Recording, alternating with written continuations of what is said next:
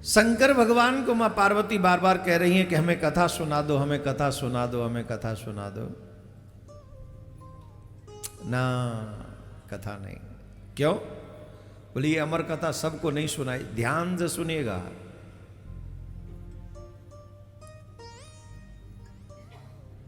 मां पार्वती कह रही हैं ये कथा सुना दो, बाबा मना कर रहे हैं कि नहीं सुना सकते। क्यों? ये कथा सब नहीं सुन सकते। सब नहीं मीन्स सब नहीं, पर मैं तो सब नहीं, मैं तो आपकी अर्धांगिनी हूं। बोले हाँ हाँ हो, पर हम कथा कहेंगे तो कोई ना कोई तो सुन ही लेगा। ये कथा जो है बहुत गुप्त विषय है, हर किसी को नहीं सुनाई जा सकती देवी। हम तुम्हें सुनाएंगे तो कैलाश पर्वत पे कोई ना कोई तो सुन लेगा। मां पार्वती बोली कैसे भी कृपा करो, हमें तो कथा सुनाओ, हम तो सुनेंगे।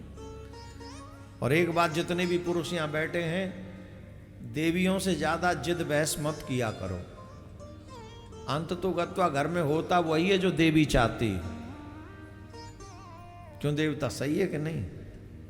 तुम्हें जितना भी बड़ा नवाब बनना है, घर के बाहर बनो। घर में तो सिर्फ घर की देवी की चलने दो, वहां इंटरफेयर मत करो। और हमने देखा है जो देवी की घर की बातों में इंटरफेयर नहीं करते हैं वो ज्यादा अच्छी लंबी आयु जीते हैं। थोड़ा कभी कभी खर्चा एक्स्ट्रा हो जाता है, पर इट्स ओके,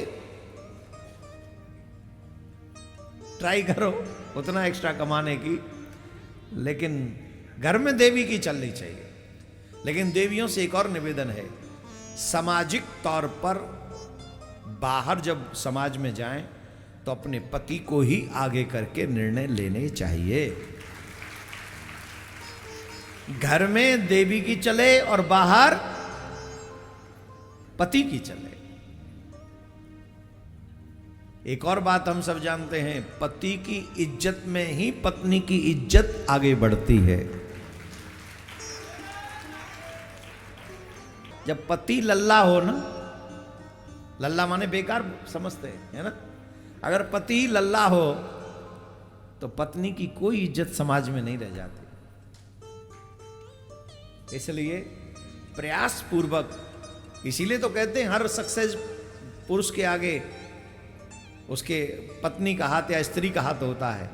तो हर एक स्त्री को ये प्रयास और प्रार्थना भगवान से करनी चाहिए कि मेरा पति सक्सेस हो, सफल हो, ऐसी कृपा भगवान करना।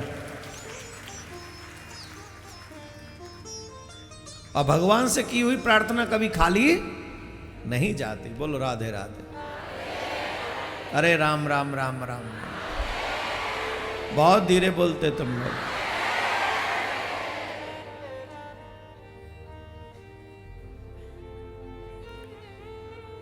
अंत तो गत्वा बाबा भोलेनाथ को बात माननी पड़ी और कथा प्रारंभ हुई। तो पहले कहा देख क्या कोई और तो नहीं है, देख क्या है बाबा, कोई नहीं है, माता जी ने कहा। और सुखदेव जी वहाँ, सुख माने तोता, जो श्री जी की आज्ञा से आए हैं, विकलित अंडे के रूप में वहाँ विराजमान थे।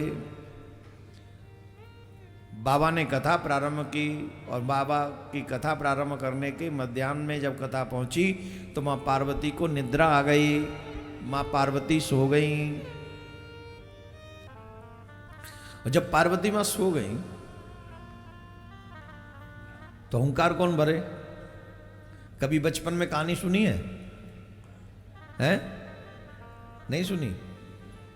माता जी सुनाती थी, बाबूजी सुनाते थे, चाचा सुनाते थे, कोई दादी सुनाती, नानी सुनाते, नाना सुनाते। कहानी सुनी है कि नहीं? आजकल के बच्चों को कहानी नहीं मिलती सुनने को। दादा अपने रूम में व्यस्त हैं, नाना अपने रूम में व्यस्त हैं, मम्मी पापा अपने रूम में व्यस्त हैं। बच्चे को डाल दिया, वो आती है ना, क्या बोलते हैं वो, आया आती है उनके संग। अब आया को कहानी नहीं आती। वो तो पैसे के लिए तुम्हारे बच्चे को खिला रही है, उसे क्या कहानी आती है? तो वो क्या सिखाएगी तुम्हारे बच्चों को? बोले दूध की बोतल पी और सो जा, मुझे मोबाइल देखने दे।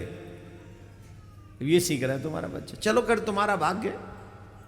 तो बचपन में जब दादा दादी कहानी सुनाते थे बच्चा हुंकार भरता था। मम्मी कथा कहानी सुनाती थी, बच्चा हुंकार भरता था। हुंकार ये हुआ, हाँ ये हुआ, हाँ ये हुआ, है यही होता। लेकिन जब बच्चा सो जाता था तब कहानी पूरी, क्योंकि माँ ने, दादी ने, दादा ने समझ लिया बच्चा, तो अब कहानी नहीं है। सुख को लगा कि इतनी सुंदर कथा बाबा कह रहे हैं, अगर हुंकार नहीं भरी, क्योंकि माता जी सो गई हैं, अगर हुंकार नहीं भरी गई तो कथा बीच में छूट जाएगी, क्या करूं मैं। तो सुख ने हुंकार भरना प्रारंभ किया, ये हुआ हाँ, ये हुआ हाँ, ये हुआ हाँ, ये हुआ। सुख ने हुंकार भरी,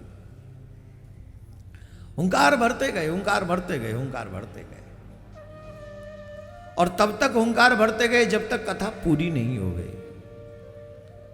और जब कथा पूरी हुई तो माता जी ने कहा, ये कौन सी कथा, अभी तो ये सुना रहे थे, अब ये सुना रहे हो।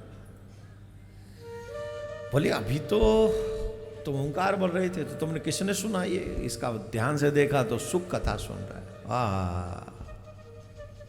धन्य है ये सुख जिसने पूरी कथा को सुन लिया। और देखो, भगवान की कथा में मन लग जाए और तुम उसमें मगन हो जाओ, तो समझ लेना कि भगवान ने तुम्हें दोनों हाथों से पकड़ रखा है, भगवान ने पकड़ रखा है।